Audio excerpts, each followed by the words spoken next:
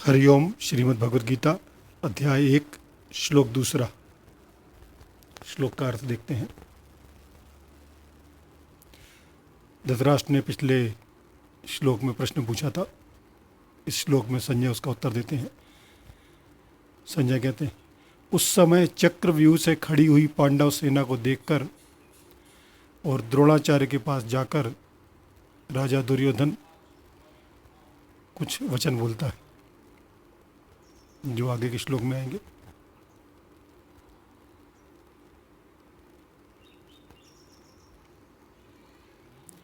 जिस समय दोनों सेना युद्ध के लिए आमने सामने खड़ी हुई थी, उस समय की बात के लिए संजय यहाँ तदा शब्द उपयोग करते हैं। इसका कारण यह है कि धृतराष्ट्र का प्रश्न युद्ध की इच्छा वाले अपने और पांडु पुत्रों ने क्या किया, इस विषय को सुनने के लिए। शब्द आया दृष्टवा पांडवानीकम व्यूढ़म। पांडवों की वज्रव्यूह से खड़ी सेना देखने का तात्पर्य है कि पांडवों की सेना बड़ी सुचारू रूप से और एक ही भाव से खड़ी थी। उनके सैनिकों में दो भाव नहीं थे, मतभेद नहीं था, क्योंकि उनके पक्ष में धर्म और भगवान श्री कृष्ण थे। जिसके पक्ष में धर्म और भगवान होते हैं उसका दूसरों पर बड़ा असर पड़ता है। इसलिए पांडवों की सेना संख्या में कम होने पर भी उसका प्रभाव था, तेज प्रभाव था, और उसको दूसरों पर भी बड़ा असर पड़ता था। और पांडव सेना का दुर्योधन पर भी असर पड़ रहा था। भले ही दुर्योधन की सेना बड़ी थी, उसके बाद योद्धा अधिक थे, फिर भी उनकी सुचारू रूप सेना को शांत स्वरूप देख के दुर्योधन पर असर पड़ा और वह द्रोणाचार्य के पास जाकर कुछ गंभीर शब्द बोलता है।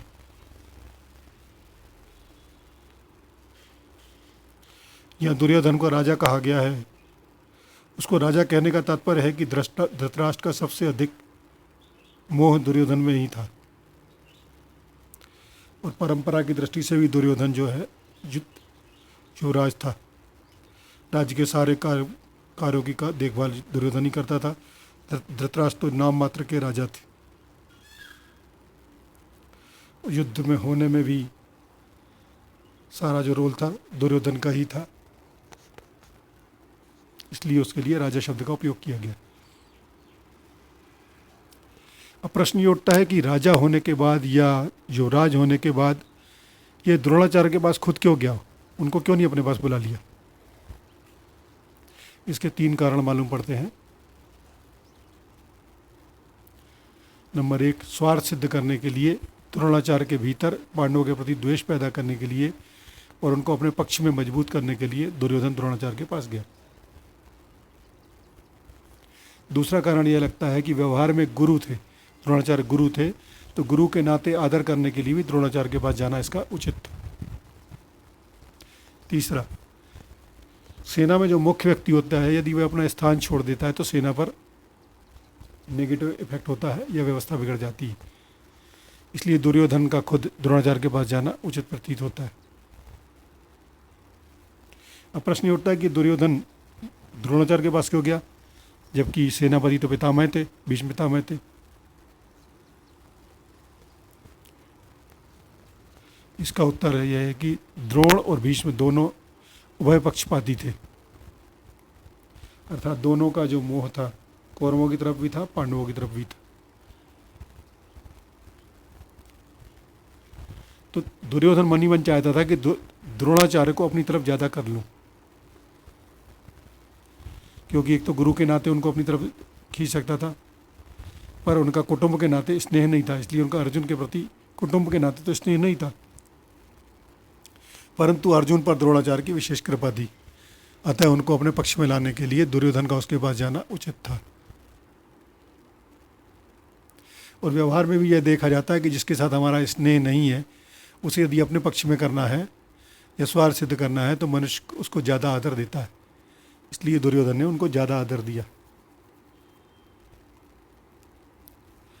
दुर्योधन के मन में यह विश्वास था कि भीष्म तो हमारे दादाजी हैं और उनके पास नहीं भी जाऊं तो कोई खास फर्क नहीं पड़ेगा, अगर वे नाराज़ भी हो गए तो उनको मना लूँगा।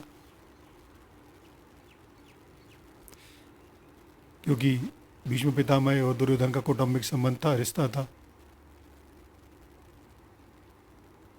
इसलिए भीष्म पितामह ने दुर्योधन को राजी करने के लिए युद्ध में शंख बजाया।